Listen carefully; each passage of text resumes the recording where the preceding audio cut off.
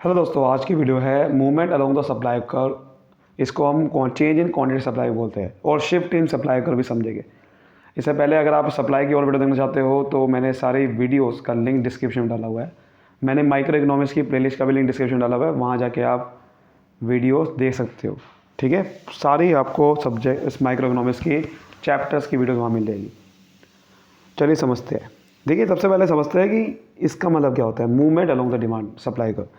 Basically जब भी movement word आ गया ना, इसका मतलब ये होता है कि जो हमारा क्वांटिटी सप्लाई है, व्हेन क्वांटिटी सप्लाइड,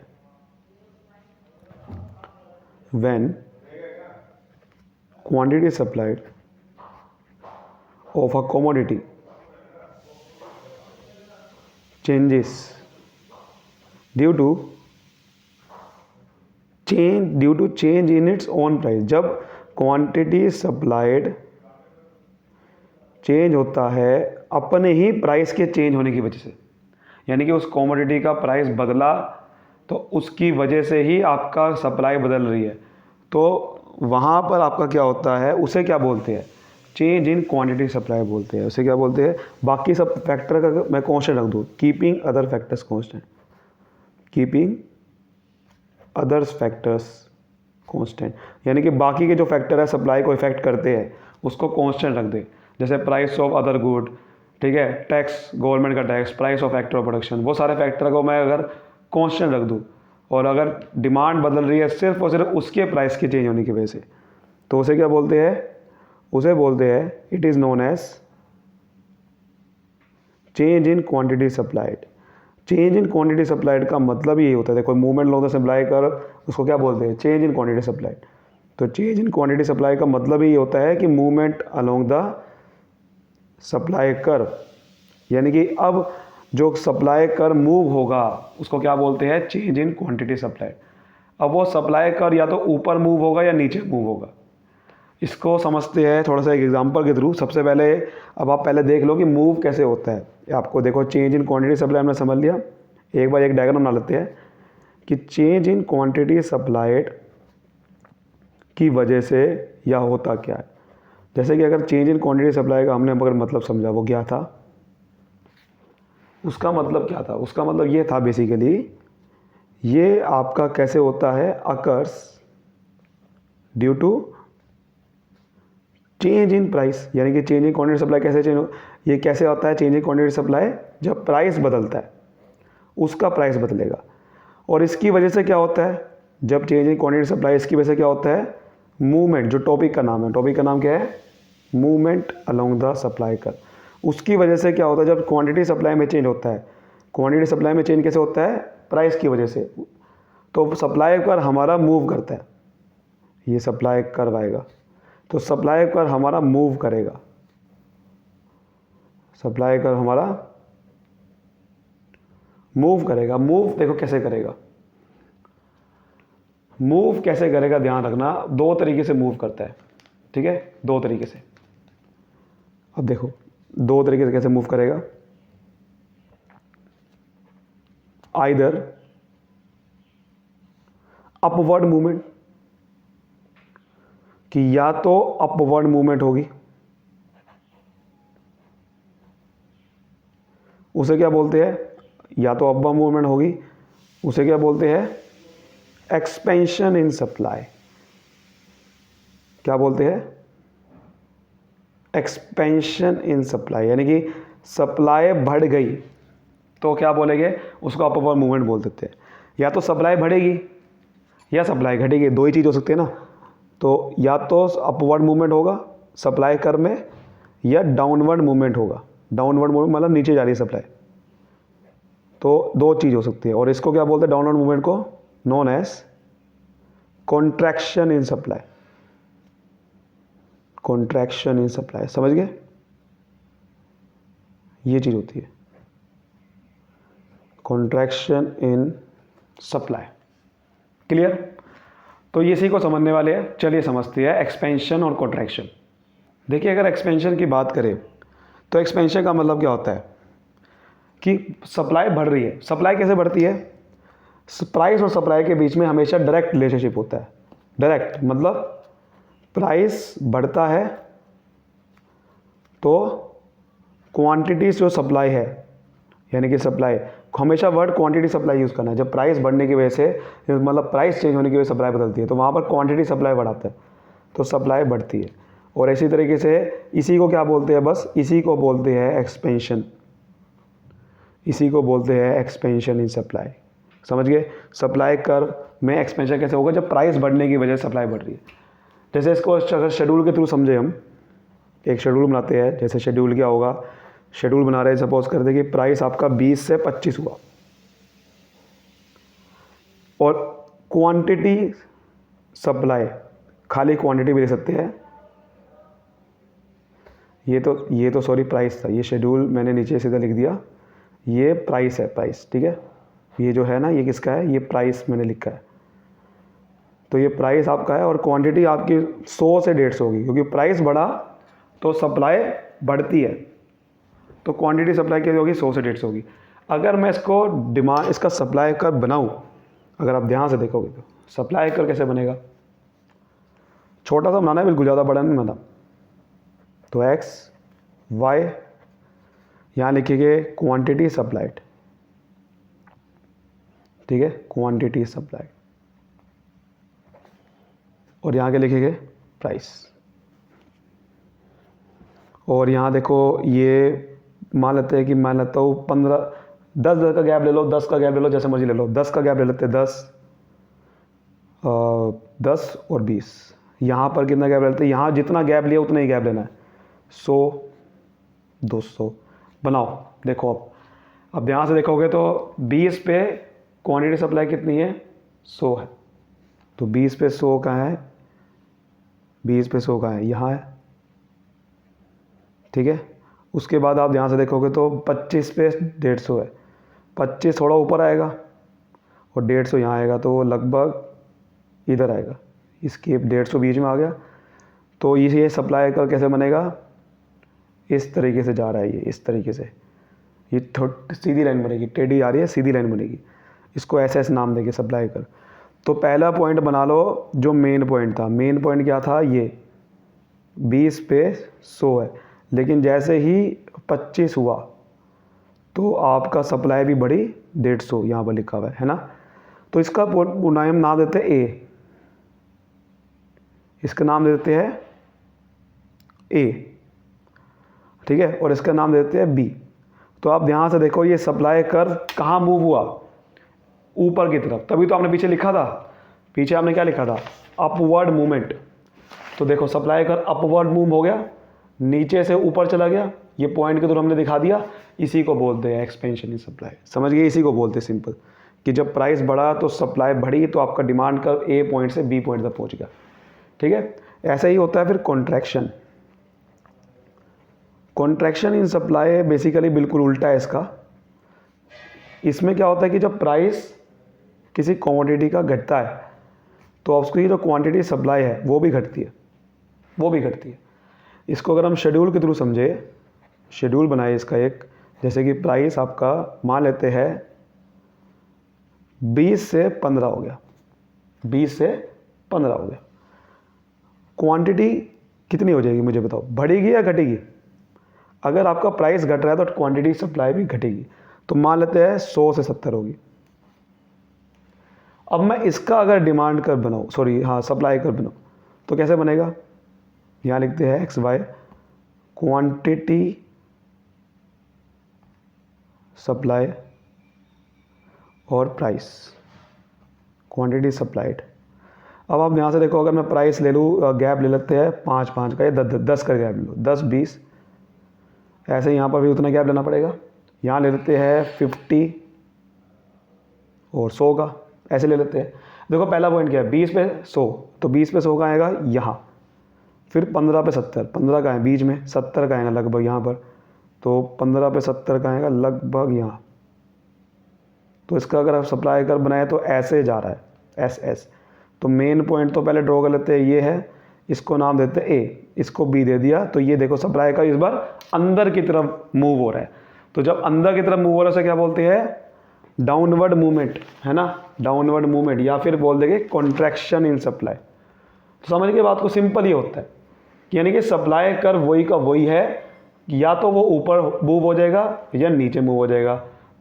ऊपर मूव हो जाएगा उसे बोलते हैं एक्सपेंशन, नीचे मूव हो जाएगा तो बोलते हैं कॉन्ट्रैक्शन। क्लियर, ये चीज़ होती है। अगला हमारा जो है वो होता है shift in supply curve. Shift in supply curve ये थोड़ा सा बेसिकली इसको हम चेंज इन सप्लाई बोलते हैं। उसको क्या बोलते हैं? Change in quantity supplied, but यहाँ क्या बोलेंगे? Change in supply. दोनों में फ़र्क है, दोनों में फ़र्क है। अब जैसे कि हमने पीछे देखा था मूवमेंट का मतलब क्या था, जब मूवमेंट या क्वांटिटी चेंज इन सप्लाई का मतलब क्या होता है कि जब क्वांटिटी सप्लाई चेंज हो रही है उसके अपने प्राइस की चेंज होने की वजह से। लेकिन शिफ्ट इन सप्लाई का कब होता है या चेंज इन सप्लाई कब होता है कि उसके प्राइस के अलावा किसी भी फैक्टर से सप्लाई चेंज हो रही, उसके प्राइस को छोड़ के, तो वहाँ क्या बोलेंगे? वहाँ बोलेंगे बेसिकली शिफ्ट हो गया सप्लाई का। तो other change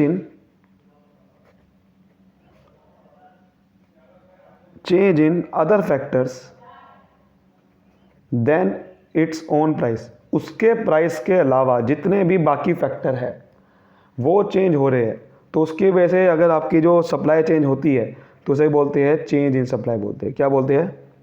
change in supply बोलते हैं। क्लियर।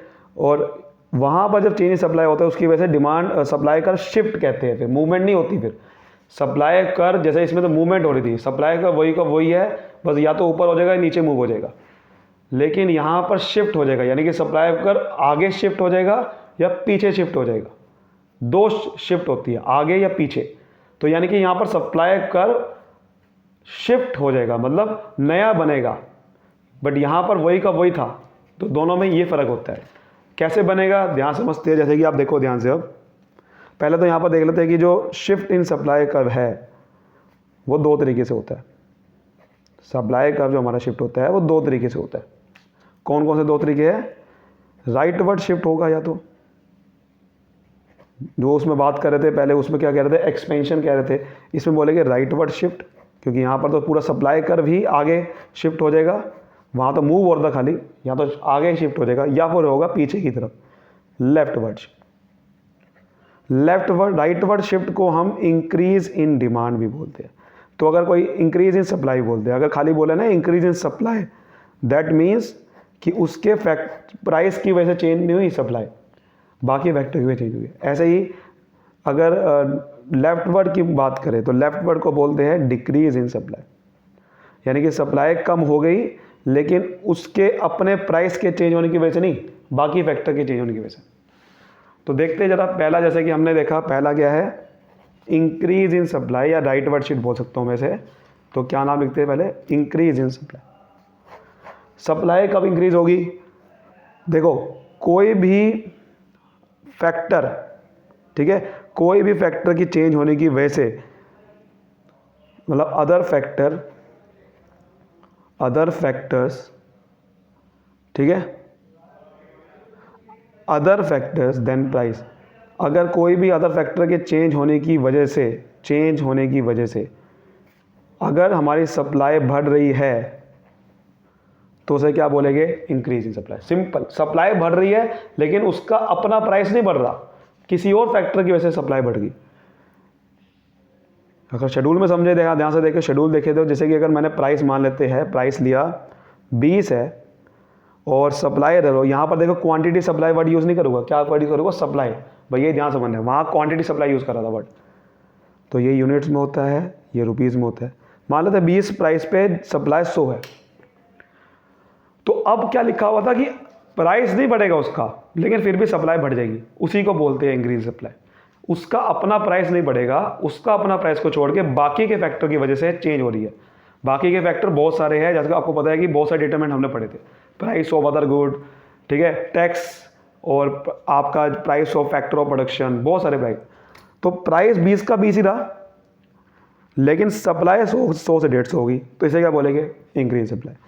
अगर इसका शेड्यूल बनाए तो कैसे बनेगा? यहाँ लिखेंगे क्वांटिटी सप्लाई ही लिखेंगे यहाँ पर भी, क्योंकि होती तो क्वांटिटी सप्लाई ही यहाँ पर, लेकिन जो बोलेंगे ना कि जब चेंज की बात आएगी, चेंज इन क्वांटिटी सप्लाई नहीं बोलेंगे, बोलते हुए हम change in supply word use करते हैं। नीचे तो आएगी क्वांटिटी सप्लाई ही, बट आप देखना ज़रा क्वांटिटी सप्लाई में क्या होगा। जैसे कि मान लेते हैं प्राइस 10 है, ये 20 ले लेते हैं 20, और यहाँ पर उतना ही गैप लेंगे, 100-150 है ना, आप यहाँ 50 ले लो, फिर 100 ले लो, फिर 50-50 का गैप ले लिया मैंने। तो देखो प्राइस 20 पे 100 है डिमांड, सप्लाई सॉरी, तो यहाँ पर आ गया पहला पॉइंट यहाँ आ गया। उसके बाद आप ध्यान से देख, पहला पॉइंट यहाँ पर आ गया, तो ये एक सप्लाई कर्व, जो मेन सप्लाई कर्व क्या है, ये वाला है, तो मैंने ये बना लिया, इसे बोलेंगे SS। लेकिन उसके बाद क्या करें कि प्राइस 20 ही है लेकिन सप्लाई 150 होगी, तो यानी कि प्राइस का 20 का 20 ही है लेकिन सप्लाई 150 होगी। तो ये पॉइंट आ रहा है, प्राइस 20 सप्लाई 150, यानी कि ये पॉइंट आ रहा है। तो यहाँ पर एक नया सप्लाई कर्व बनेगा, इसको डॉटेड लाइन में बनाएंगे, और ये क्या बनेगा, S1 नाम दे देंगे।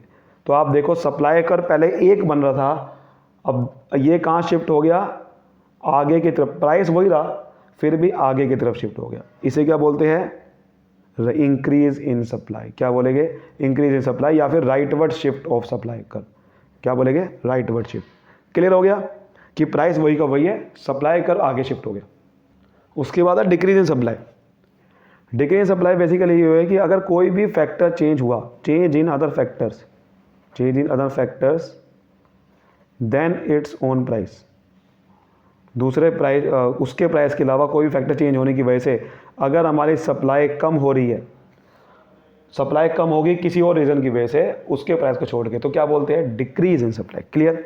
शेड्यूल अगर देखें तो उसका भी कैसे बनेगा, जैसे अगर मैं प्राइस ले लेता हूँ, अब आप समझ ही गए होंगे कि इसका मतलब प्राइस में चेंज नहीं होना था लेकिन सप्लाई गिर जाएगी, है ना।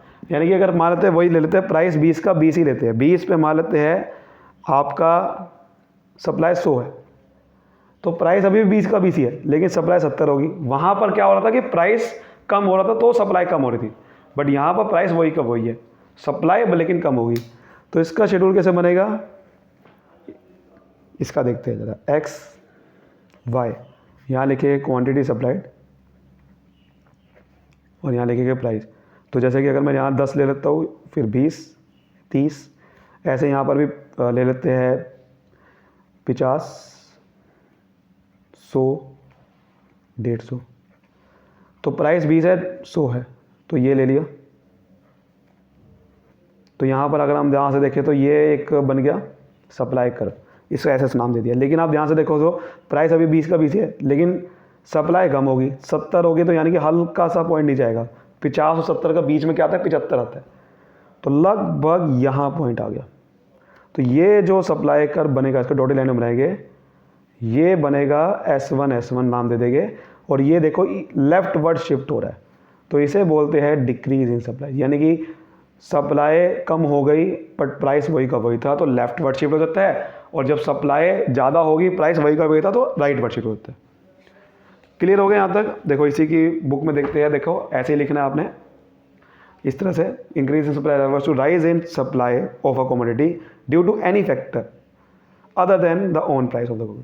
फिर आपको ऐसा शेड्यूल बनाना है, डायग्राम बनाना है और एक्सप्लेन करना है कि जैसे कि आप डायग्राम में देख पा रहे हो, सप्लाई 100 से 150 होगी, सेम प्राइस 20 पे, उसकी वजह से सप्लाई कर्व ऐसे ऐसे S1 पे शिफ्ट हो गया। Same to same decrease supply पे रखना है, ठीक है।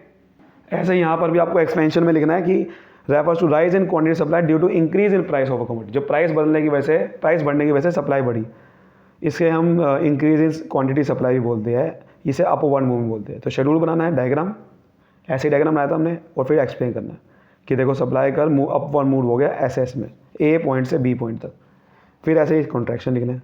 क्लियर होगी बात। बहुत ईजी है पूरा का पूरा। कई बार डिफरेंस आ जाता है तो डिफरेंस पढ़ लेना कि देखो मूव पहले मीनिंग लिख लेना है, मूवमेंट और शिफ्ट वाले में, इफेक्ट और सप्लाई कर। जैसे आपको पता है कि मूवमेंट में सप्लाई कर वही का वही रहता है, बट उसी सप्लाई कर में या तो आपका जो पॉइंट है वो आगे मूव हो जाता है सप्लाई कर, या पीछे की तरफ हो जाता है।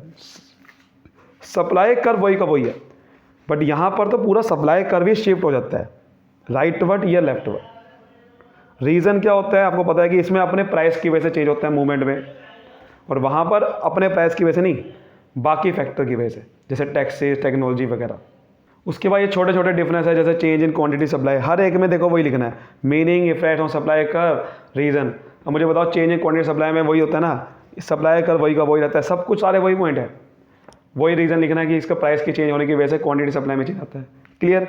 एक्सपेंशन में आप ये साथ लिख देना, ये तो कुछ भी नहीं है।